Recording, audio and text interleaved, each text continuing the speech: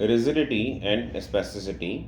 Rigidity, in which the extrapyramidal system is involved, this condition is caused by increased muscle tone throughout the range of the movement in the muscle groups of the affected areas.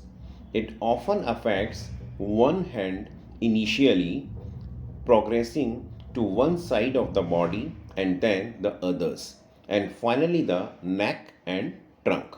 It becomes more pronounced when the person develops certain characteristics, namely a characteristics posture, especially when walking, in which the neck, thoracic spine, hips, and knees are flexed. There are loss of free movement of the limbs, hence, the natural arm swing is absent. Next is impaired spinal rotation.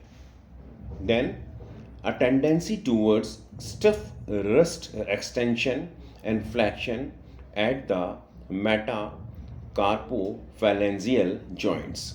There are two types of rigidity. First is cogwheel.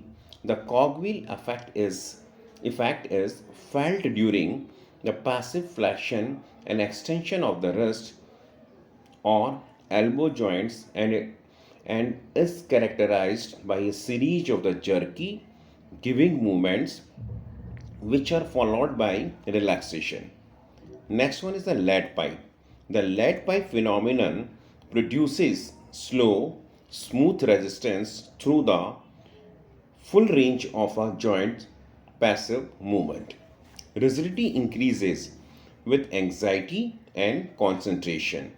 If facial muscles are affected, the individual develops a mask like fixed expression with staring eyes and has a emotional response become slow.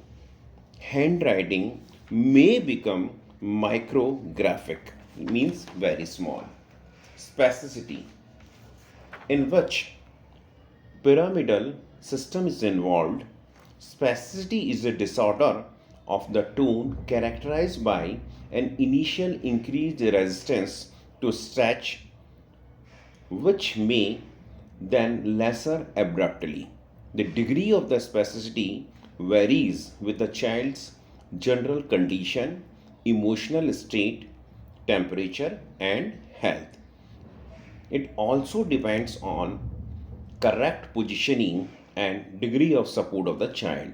If the spasticity is severe, the child is more or less fixed in a few typical patterns due to the severe degree of co-contraction of the involved parts, especially around the proximal joints, that is shoulders and the hips.